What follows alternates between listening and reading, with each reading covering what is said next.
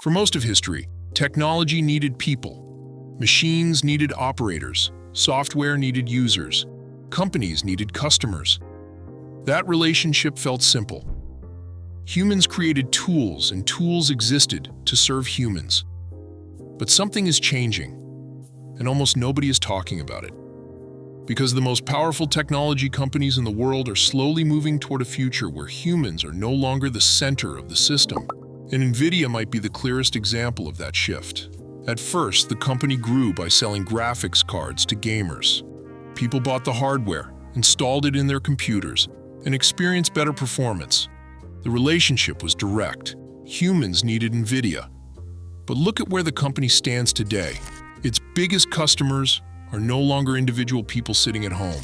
They are data centers, cloud providers, AI labs, and massive corporations building systems that often run without human involvement at all.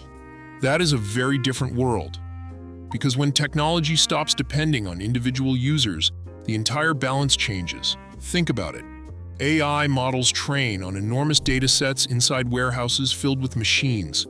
Those systems communicate with each other, optimize themselves, and process information at a scale no human can follow in real time. The human role becomes smaller, more distant. You are not the main user anymore. You are just part of the data, and this shift is subtle enough that most people do not notice it happening.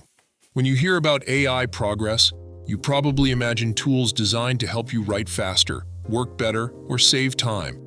But behind those tools is something much bigger. A world where machines increasingly interact with other machines, AI generating data for AI, systems optimizing systems, infrastructure growing without direct human input. And every step forward requires more compute, more hardware, more energy, more NVIDIA. This is where the title starts to make sense. NVIDIA does not need humans in the way it once did. Its growth is no longer tied to millions of individual buyers. Instead, it depends on a smaller number of massive customers building AI at global scale. That changes the incentives. When companies serve individual people, they focus on human experience. When companies serve infrastructure, they focus on performance, scale, and efficiency. Humans become secondary, and that is not necessarily malicious. It is simply the direction technology moves when automation becomes profitable. Look at how quickly AI systems are evolving. Models write code, models generate video, models design new tools that improve other models. The feedback loop becomes tighter. Humans still guide the process, but each new generation requires less direct involvement. The systems grow more capable of handling complexity on their own. And when that happens, something psychological shifts. People stop feeling like they are using technology. They start feeling like they are adapting to it. You can already see signs of this. Workplaces expect faster output because AI exists. Content creation speeds up because automation makes it possible. Decisions that once required human analysis are increasingly delegated to models. The pace accelerates, and humans struggle to keep up. This is the paradox.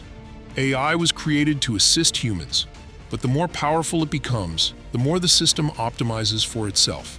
Efficiency becomes the goal, and efficiency rarely waits for human comfort. Now zoom out again. Imagine data centers expanding across the world, filled with hardware, running constantly, training models that will create even more automation. Those systems do not care about human schedules. They do not sleep. They do not slow down. They just keep scaling. And NVIDIA sits at the center, providing the engines that make this possible. The company does not need billions of consumers clicking buy anymore. It needs a few massive partners building the future of AI infrastructure. That makes it less dependent on human demand and more connected to machine demand. And machine demand grows faster than human markets ever could. This is where the story becomes unsettling.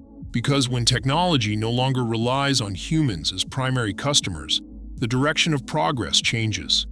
The question stops being, what do people want? And becomes what makes the system more powerful. That shift is easy to miss because it happens gradually. Nobody announces it. Nobody says humans are no longer the priority. The system simply evolves. More automation, more scale, more optimization. Until one day you realize the center of gravity moved. Humans are still present, but they are not driving the momentum anymore. And this is not just about NVIDIA. It is about the entire AI ecosystem being built on top of infrastructure that rewards speed and scale above everything else. Once that ecosystem exists, slowing down becomes difficult. Companies that hesitate fall behind. Workers who refuse adaptation struggle to compete, so the system keeps accelerating, and the hardware powering that acceleration becomes more valuable than ever. Now ask yourself something uncomfortable.